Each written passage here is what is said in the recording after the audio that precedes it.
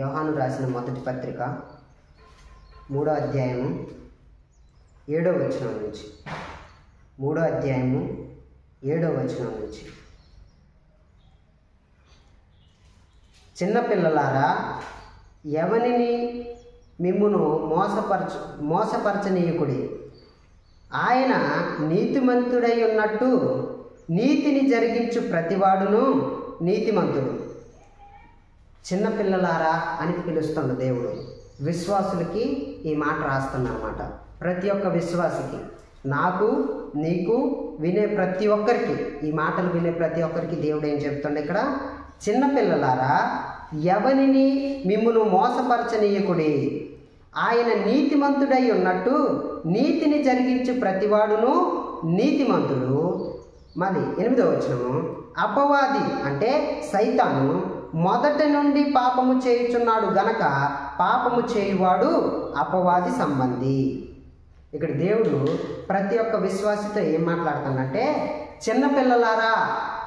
చిన్నపిల్లలారా ఎవరు కూడా మిమ్మల్ని మోసపరచనీయకుండా చూసుకోండి. ఎవరిని కూడా, ఎవరైనా సరే, ఏ వ్యక్తి అయినా మిమ్మల్ని మోసపరచనీయకుండా చూసుకోండి. అలా చూసుకొని ఆయన నీతిమంతుడై ఉన్నట్టు నీతి జరిగించు ప్రతివాడును నీతిమంతుడు. ఇప్పుడు యేసు ప్రభు ఏమైండో? నీతి సూర్యుడై ఉండడు. అంటే ఆయన నీతిమంతుడు కనుక ఆయన ఏ విధంగా చెప్పాడో అట్టి నీతి క్రియలు చేయు ప్రతివాడును నీతిమంతుడై ఉన్నట్టు నీతిని జరిగించు ప్రతివాడును నీతిమంతుడు. అపవాది అంటే సైతాను మొదటి నుండి పాపము చేయుచున్నాడు గనక పాపము చేయు ప్రతివాడును అపవాది సంబంధి. ఎవరి సంబంధి అంట? పాపం చేసేవాళ్ళు ఎవరి సంబంధి? అపవాది సంబంధి. ఇప్పుడు ఒక బ్రదర్ నన్ను ఒక క్వశ్చన్ అడిగింది, ఒక సహోదరుడు నన్ను ఏమని అడిగిందంటే, ఇప్పుడు 10 ఆజ్ఞలు ఉన్నాయి కదా, 10 ఆజ్ఞలలో దేవుడు మీ దేవుడి యొక్క న్యాయం ఎట్లున్నది? అర్థమైందా? దేవుడు న్యాయవంతుడు, మనం నమ్ముతున్నాం. ఆయన చేసే యొక్క న్యాయంలో ఎటువంటి కళంకము లేదు.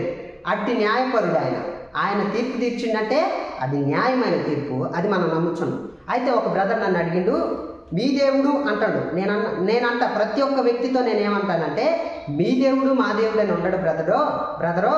ప్రతి ఒక్కరికి ఒకటే దేవుడు. భారతదేశంలో ఉన్న నాకు ఒక దేవుడే, ఎక్కడో విదేశాలలో ఉన్న ప్రతి ఒక్క వ్యక్తికి కూడా అదే దేవుడు, అంటే సృష్టికర్త అయిన దేవుడే ఉంటాడు బ్రదర్ అని నేను చెప్పా. అయితే న్యాయవంతుడు, ఎలాగ న్యాయవంతుడు మీ దేవుడు? ఇప్పుడు 10 ఆజ్ఞల్లో కరెక్ట్ సమన్యాయ పాలన ఉండాలి కదా. 10 తప్పులు చేసి, అంటే 10 కరెక్ట్గా చేసి 10 ఆజ్ఞలను నెరవేర్చి, అంటే 9 ఆజ్ఞలను నెరవేర్చి ఒక్కటి తప్పిపోతే, ఈ 10 ఒక్కటి తప్పిపోతే అన్నీ తప్పిపోయినట్టే అంటాడు కదా దేవుడు. అర్థమవుతుందా? 10 9 చేసి ఒక్కటి తప్పిపోతే అన్నీ తప్పిపోయినట్టే అంటాడు కదా. ఇప్పుడు 10 తప్పిపోయి ఒక్కటి ఖచ్చితంగా చేస్తే ఈ 10 రైట్ అయిపోవా? ఇప్పుడు న్యాయం ఉండాలి కదా. ఇది ఎలాగో న్యాయమో ఇది అట్లే న్యాయం అయింది కదా. నువ్వు లాజిక్గా ఆలోచించాను అన్నాడు. అవును, లాజిక్గా ఆలోచించాలి దీన్ని. నేను ఇప్పుడు చిన్న మార్దమ్మ, ఒక గ్లాసులో 9 స్పూన్లు పాలు పోసాను, 9 స్పూన్లు పాలు పోసాను, ఒకే ఒక స్పూను విషం పోసాను, దాన్ని కలిపినాం. ఇప్పుడు మిగతావన్నీ విషం అయిందా కాలేదా? ఇప్పుడు 9 విషం అయిపోయినట్టే కదా. తాగుతువా? ఒక్కటేగా స్పూన్ కలిపిందని తాగుతువా? తాగలేం కదా, అది కూడా విషం అయిపోయింది. ఇప్పుడు ఈ బ్రదర్ అనే లెక్కల ప్రకారము 9 కూడా విషమే పోతున్నాం. అర్థమైందా? 9 విషంతో కలిపిన స్పూన్లు పోతున్నాం, ఒక్కటి మాత్రం మంచిది పోస్తాం. ఇప్పుడు ఇది మొత్తం విషం అయిద్దా లేకపోతే మొత్తం మంచిది అయిపోద్దా? ఇప్పుడు దేవుడు ఒక్కటి తప్పిపోతే అన్నీ తప్పిపోయినట్టే అంటాడు. ఇక్కడ 9 తప్పిపోయి ఒకటి కరెక్ట్ చేస్తే ఎట్లా కరెక్ట్ అయింది? ఇప్పుడు ఆ బ్రదర్ దీనికి ఆన్సర్ ఎట్లా, ఏ విధంగా చెప్తాడు? ఇది ఆలోచించుకోవాలి. ఇప్పుడు ఏమంటాడంటే, అపవాది మొదటి నుండి పాపము చేయుచున్నాడు కనుక పాపము చేయువాడు అపవాది సంబంధి. ఇప్పుడు అపవాది యొక్క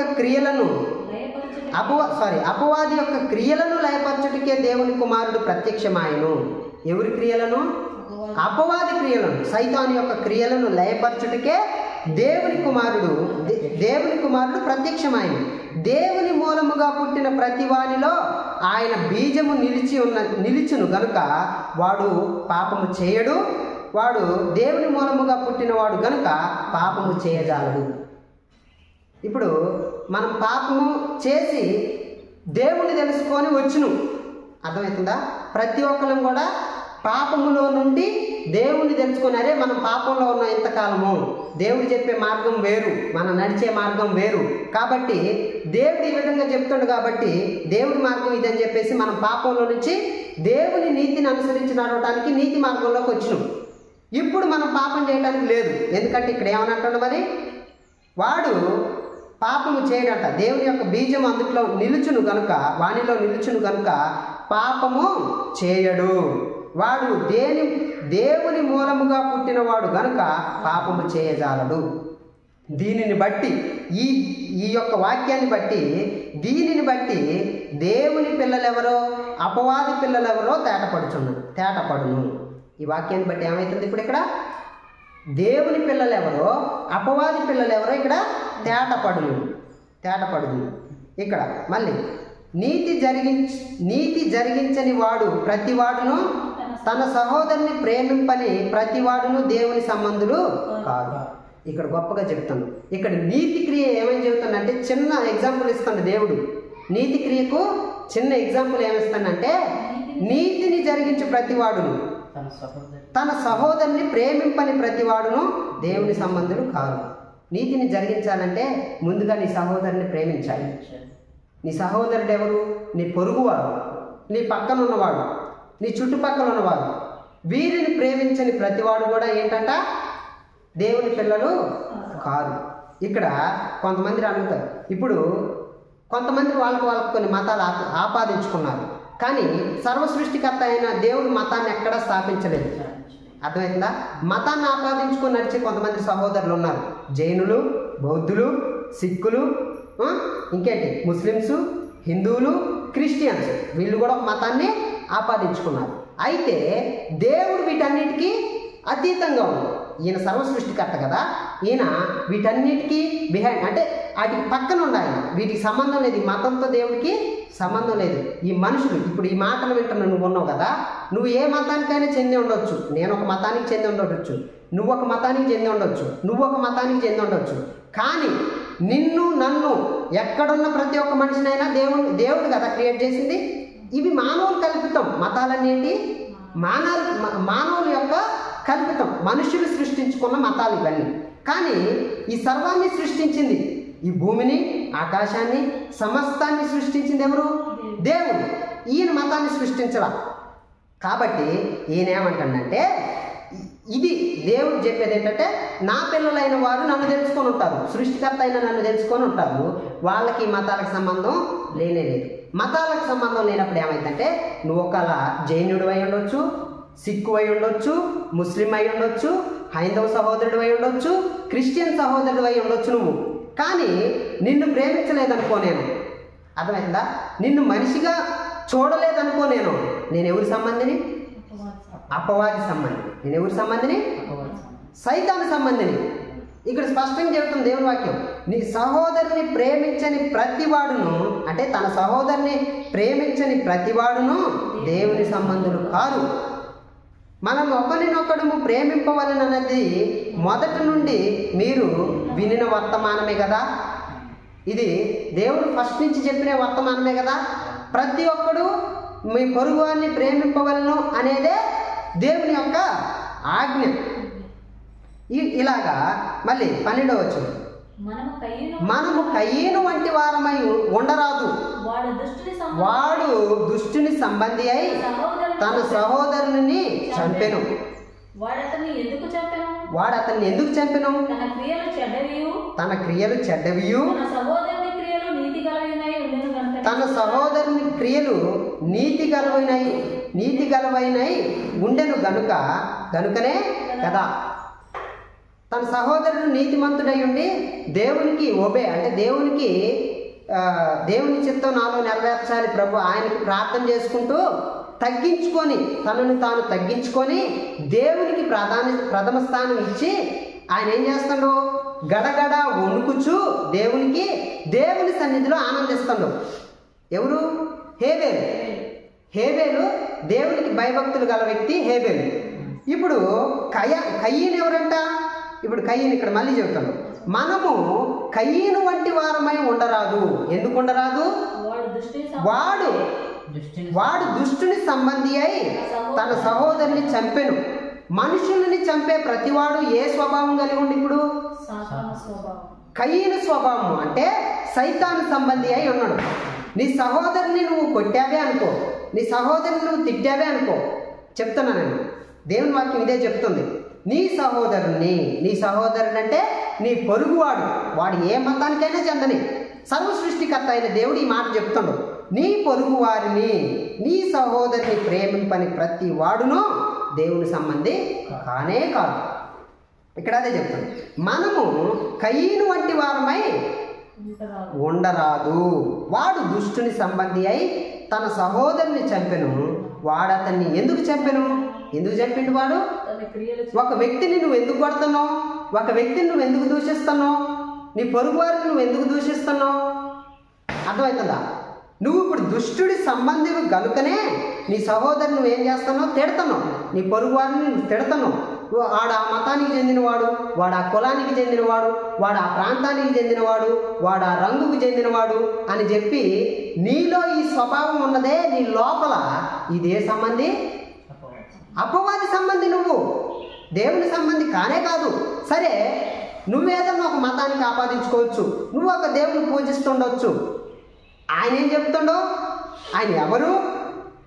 ఇప్పుడు సర్వసృష్టికర్త అని నువ్వు నమ్ముతున్నవే, ఆయన ఎవరు?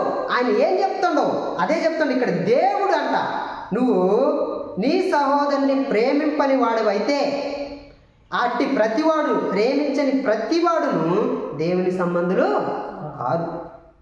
ఇది దేవుడు స్పష్టంగా చెప్పే మాట. ఇలాగా కయ్యను ఎందుకు చంపిండు?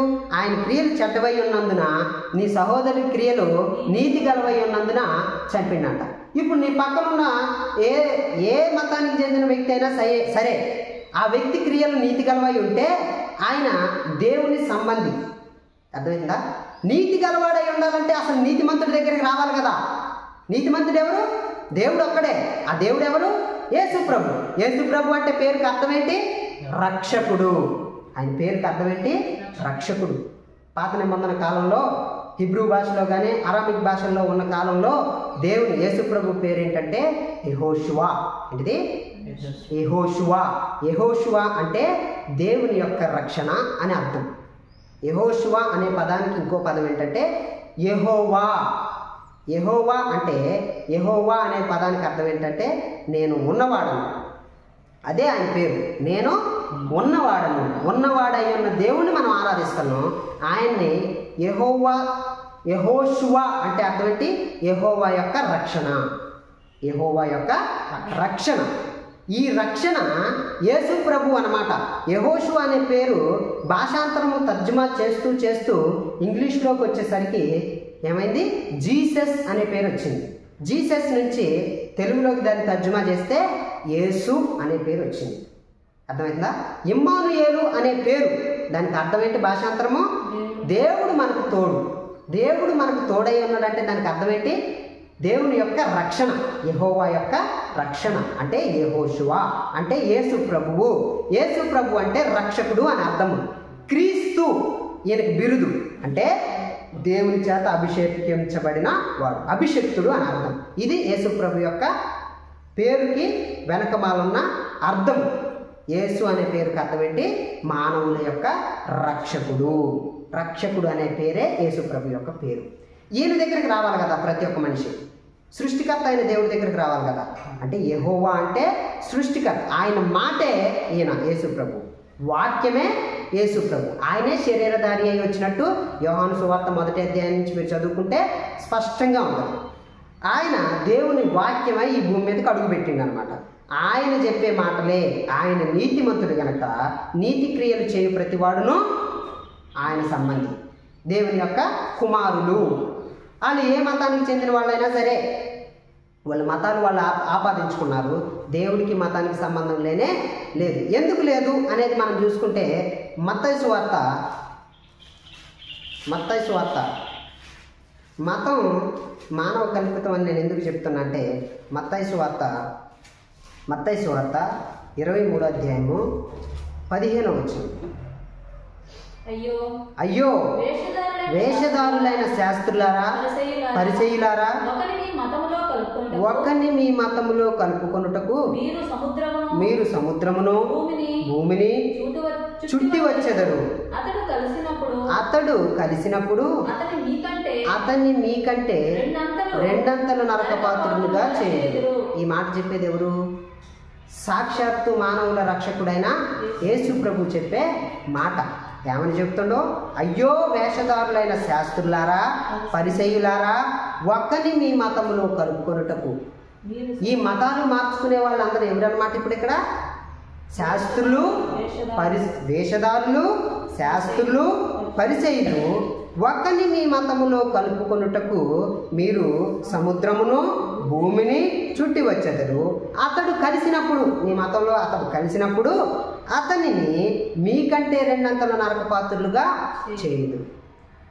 రెండంతలు అంటే దాని అర్థం ఏంటి? ఒకంతు ఈ వ్యక్తి ఉండడం ఆ నరకంలో, మతం అనే నరకంలో ఉండో, ఈ వ్యక్తి కలిసినప్పుడు ఏం చేస్తాడో రెండంతల నరకపాత్రులుగా చేస్తాడు. కాబట్టి మతాలకి దేవుడికి సంబంధం లేనే లేదు. సర్వ సృష్టికర్త అయిన మతాన్ని ఆపాదించవద్దే వద్దు. ఇలాగ చెప్తున్నాను అనమాట. మళ్ళీ అదే 1 యోహాను 3వ అధ్యాయము 13వ వచనం. సహోదరులారా, లోకము మిమ్మును ద్వేషించిన ఎడల ఆశ్చర్యపడకుడి. మనము సహోదరులము ప్రేమించుచున్నాము గనక మరణములో నుండి జీవములోనికి దాటి ఉన్నామని ఎరుగుదాం. చాలు. ఇక్కడ ఏమంటాడు దేవుడు? లోకము మిమ్మల్ని ద్వేషించిన ఎడల. లోకంలో ఉన్న ప్రతి ఒక్క వ్యక్తి, చాలామంది దేవుని తెలుసుకునే వ్యక్తులు క్రైస్తవులను చూస్తే ఏదో పురుగును చూసినట్లు చూస్తూ ఉంటారు. పురుగును చూసినట్లు చూసి గొర్రెను లేకపోతే ఇంకొకటనో ఒక మతాన్ని మనకు ఆపాదించి తిడతా ఉంటారు. అయితే సహోదరులారా, లోకము మిమ్మల్ని ద్వేషించిన ఎడల ఆశ్చర్యపడకుడి. ఎందుకు ఆశ్చర్యపడకూడదు? మనము సహోదరులను ప్రేమించుతున్నాము కనుక మరణములో నుండి జీవములోనికి దాటి ఉన్నామని ఎరుగుతుంది. ప్రతి ఒక్క సహోదరుని, ఈవెన్ ఎవరైనా కానీ, ఎవరు జైనులైనా, బౌద్ధులైనా, సిక్కులైనా, ఏంటి ముస్లిమ్స్ అయినా, క్రైస్తవులైనా, ఇంకా వేరే దేశస్తులైనా, ఏ దేశస్తులైనా సహోదరులే మనకి. వీళ్ళని మనం ప్రేమించుచున్నాము కనుక మనం ఎలా ఉన్నాం? మరణములో నుండి జీవములోనికి దాటి ఉన్నామని ఎరుగుదుము. ప్రేమ లేనివాడు మరణమందు నిలిచి ఉన్నాడు. ఈ ప్రేమ లేనివారు ఎవరు? సహోదరులను ప్రేమించరు. సాటి వ్యక్తిని మంచిగా చూడరు. వీళ్ళు అపవాది సంబంధులు, దుష్టుల యొక్క సంబంధులు. వీళ్ళు మనిషిని మంచిగా చూడరు. వాడు ఆ మతస్థుడు, ఈ మతస్థుడు అని చెప్పేసి తక్కువ చూపు చూస్తారు. ఇంకా చెప్పాలంటే మనలో ఇంకెక్కువ కులభావన ఎక్కువ ఉంటుంది. ఆడు తక్కువ కులస్తుడు, ఎక్కువ కులస్తుడు అని ఈ తక్కువ చూపు, వాళ్ళ చూపు మాంద్యం గలవారు, అంటే ఇంకా క్రూరమైన స్వభావం కలిగిన వారు వీళ్ళేంటి? ఈ స్వభావం కలిగిన వాడు. వీళ్ళు ఎలాగంట? వాళ్ళు ఎలా చేస్తున్నారు? ప్రేమ లేనివాడు మరణమందు నిలిచి ఉన్నాడు. ఈ మనిషిని మంచిగా చూడని వాడు ఎందులో నిలిచి ఉన్నాడు? ఇప్పుడు ఇక్కడ మరణములో నిలిచి ఉన్నాడు. తన సహోదరుని ద్వేషించువాడు నరహంతకుడు. నీ సాటి వ్యక్తిని నువ్వు ప్రేమించలేదే అనుకో, అర్థమవుతుందా? దూషించినవే అనుకో. వీళ్ళు ఇప్పుడు ఏంటంటే, వీళ్ళు ద్వేషించిన వాడు నరహంతకుడు. ఏ నరహంతకుని యందును నిత్య జీవం ఉండదని మీరు ఎరుగుదురు. వీళ్ళు నిత్య జీవానికి పాత్రలు కారు. వాళ్ళు ఎవరైనా కానీ, ఇంకా క్రైస్తవుల్లో చెప్పాలంటే కొన్ని సంఘ భేదాలు పెట్టుకుంటారు. అర్థమవుతుందా? ఇది వాళ్ళ ఆ సంఘస్థులు, వీళ్ళు ఈ సంఘస్థులు. అర్థమవుతుందా నేను చెప్పేది? ఇలాగా కొన్ని కుల భావాలు ఎలా పెట్టుకుంటారో సంఘ భావాలు ఇలా పెట్టుకుంటారు. డినామినేషన్ తప్పు కాదు, ఒక్కొక్కరికి ఒక్కొక్క చర్చ్ ఉండటం తప్పు కాదు. కానీ మేము చెప్పిందే కరెక్టు, లేకపోతే మేమే పరిశుద్ధులు అని చెప్పుకోవటం తప్పు. ఎందుకంటే దేవుడు ఎవరికి ఏదేది ఇచ్చిండో వాళ్ళ ప్రకారం ఇచ్చేసిండు దేవుడు. కాబట్టి మనం ఎవరిని ఆరాధించాలంటే సజీవుడై ఉన్న సత్యదేవుడై ఉన్న యేసు ప్రభువుని తప్పితే ఏ యొక్క డినామినేషన్ని మనం ఆరాధించడానికి లేదు, ఏ యొక్క పాస్టర్ని ఆరాధించడానికి వీల్లేదు, ఏ యొక్క మనుషుల్ని ఆరాధించడానికి మనకు వీలునే లేదు. ప్రేమ లేనివాడు వాడు మరణమందు నిలిచి ఉన్నాడు. తన సహోదరుని ద్వేషించువాడు నరహంతకుడు. ఏ నరహంతకుని యందును నిత్య జీవం ఉండదని మీరు ఎరుగుదురు. ఆయన మన నిమిత్తము తన ప్రాణము పెట్టెను గనుక దీని వలన ప్రేమ ఎట్టిదని తెలుసుకొనుచున్నాము. ఎవరి నిమిత్తం ప్రాణం పెట్టండి? ఇప్పుడు మన నిమిత్తము ఆయన మన నిమిత్తము తన ప్రాణము పెట్టెను గనుక దీని వలన ప్రేమ ఎట్టిదనేది మనం తెలుసుకుంటాం. ప్రేమ ఎక్కడుంది? యేసు ప్రభు మన కోసం కలువరి శిలువలో తన ప్రాణాన్ని పెట్టిండే, అది నిజమైన ప్రేమ. నీ కోసం ఎవరైనా ప్రాణం పెట్టారా? నువ్వు పూజించే ఎవరైనా సరే, అది ఒక పాస్టరే కానీ, ఒక సంఘమే కానీ, నీ సహోదరుడే కానీ నీ కోసం ప్రాణం పెట్టారా? కాకపోతే నీ కోసం ప్రాణం పెట్టగలిగింది యేసు ప్రభు ఒక్కడు తప్పితే నీ కోసం ఇంకొకళ్ళు ఎవ్వరూ ప్రాణం పెట్టడానికి లేరు. ఇది గుర్తించాలి. అంటే యేసు ప్రభు ఒక్కడే మనుషుల యొక్క రక్షకుడు. నీ పాపాల కోసం ఎవరు ప్రాణం పెట్టరు. గుర్తుంచుకో ఈ మాట. నీ పాపాల కోసం ఏ మనుషుడు ప్రాణం పెట్టడు. అర్థమవుతుందా? నీ పాపాల నిమిత్తము, అంటే నీవు చేసిన తప్పును బట్టి ఎవడు నీ నిమిత్తం జైలుకి ఎవడు వెళ్ళడు. నువ్వు చేసిన పాపాల నిమిత్తం ఎవడు కూడా, ఒక వ్యక్తి మర్డర్ చేసిండనుకో, ఆ వ్యక్తి తను మర్డర్ చేసి నేను జైలుకి వెళ్తాను ఎవడని వెళ్తాడా? వెళ్ళడు. కాకపోతే యేసు ప్రభు ఏం చేసిందంటే నీ పాపాలన్నింటినీ ఆయన మీద వేసుకొని కలువరి శిలువలో మరణమయ్యి 3వ దినాన లెగిసి ఇప్పుడు మళ్ళీ రానై ఉన్నాడు. ఇది దేవుడు చెప్పేది. నీ సహోదరుని ప్రేమిస్తే నువ్వు నిత్య జీవంలోకి దాటి ఉన్నావని ఎరుగుదుము. ప్రేమ లేనివాడు మరణమందు నిలిచి ఉన్నాడు. 16 వచనం ఒకటి చదువు. 16 ఆయన మన నిమిత్తము తన ప్రాణమును పెట్టెను గనుక దీని వలన ప్రేమ ఎట్టిదని తెలుసుకొనుచున్నాము. మనము కూడా సహోదరుల నిమిత్తము మన ప్రాణమును పెట్టబద్దులమై ఉన్నాము. నీ సహోదరుడు ఎవరైనా కానీ, నీ చుట్టుపక్కల ఉన్న ప్రతి ఒక్కరు ఎవరైనా కానీ, వాళ్ళు ఏ మతస్థులైనా కానీ, వాళ్ళు ఏ కులస్థులైనా కానీ, వాళ్ళు ఏ ప్రాంతస్థులైనా కానీ, వాళ్ళు ఏ కళలో ఉన్నా కానీ, అర్థమవుతుందా? ప్రాంతీయ భేదాలు మనకు ఉండటానికి వీల్లేదు, కుల భేదాలు మనకు ఉండటానికి వీల్లేదు, రంగు తారతమ్య భేదాలు మనకు ఉండటానికి వీల్లేదు. అర్థమవుతుందా? మత తారతమ్య భేదాలు ఉండటానికి వీల్లేదు అని దేవుడు స్పష్టంగా చెప్తాడు. మీరు మీకు మతాలను ఆపాదించుకుంటారా? జాగ్రత్త, మీరు నరకానికి పాత్రులై ఉన్నారు. మతం నుంచి బయటికి రండి. అది క్రైస్తవ మతమైనా సరే. అర్థమవుతుందా నేను చెప్పేది? ఆ మతం నుండి బయటికి రండి. సర్వ సృష్టికర్త అయిన దేవుడు, అంటే నీ కోసం ప్రాణం పెట్టిన దేవుడిని నీవు తెలుసుకుంటే తప్పితే నీకు రక్షణ లేదు. ఈయన కలువరి శిలువలో మన కోసం ప్రాణం పెట్టిన యేసు ప్రభు, ఆయన తెలుసుకున్నప్పుడే ప్రేమ ఎట్టిదైనది మనకు తెలిసిద్ది. మన చుట్టుపక్కల ఉన్న మన సహోదరుల కోసం మనం ప్రాణం పెట్టబద్దులమై ఉన్నాం. ఈ చిన్న వాక్యాన్ని బట్టి దేవుడు మనల్ని ఆశీర్వదించుగాక. ఈ వాక్యాన్ని బట్టి మనం ఒకసారి వాక్యం ద్వారా, వాక్యపు వెలుగులో మనం ఒకసారి చూసుకుందాం, ప్రార్థన చేసుకుందాం. మహాపరిశుద్ధుడా, గనుడా, ప్రేమగల తండ్రి, నీకే వందనాలు, కృతజ్ఞత, స్తుతి, స్తోత్రం నాయన. ప్రతి ఒక్క సహోదరుడి కోసం మేము ప్రాణం పెట్టబద్దులమై ఉన్నాము ప్రభువా. మమ్మల్ని క్షమించండి ప్రభువా. మీరు ఈ లోకంలో మమ్మల్ని నరులుగా సృష్టిస్తే మేము కొన్ని మతాలను, కులాలను, తారతమ్య భేదాలను మేము సృష్టించుకున్నాం. మమ్మల్ని క్షమించండి ప్రభువా. ఒక మనిషిని మనిషిగా చూడలేని పనికిమాలినతనం మాలో ఉన్నది ప్రభువా. మమ్మల్ని క్షమించండి. అట్టి పనికిమాలినతనం నుంచి మమ్మల్ని బయటికి తీసుకొచ్చినందుకు నీకు వందనాలు అయ్యా. అట్టి పనికిమాలిన స్థితిలో నుంచి మమ్మల్ని తీసుకొని వచ్చి నిన్ను తెలుసుకునే కృపను మాకు అనుగ్రహించినందుకు నీకు వందనాలు ప్రభువా. అట్టి కృపను బట్టి మమ్మల్ని నడిపించి నీ నామానికి మహిమకరంగా నడిపించి మహిమ పొందమని, సమస్త ఘనత, మహిమ, ప్రభావాలు మీకే ఆరోపించుకుంటూ నడిపించి మహిమ పొందమని యేసు పరిశుద్ధ నామములో అడిగి వేడుకుంటున్నాం తండ్రి. ఆమేన్.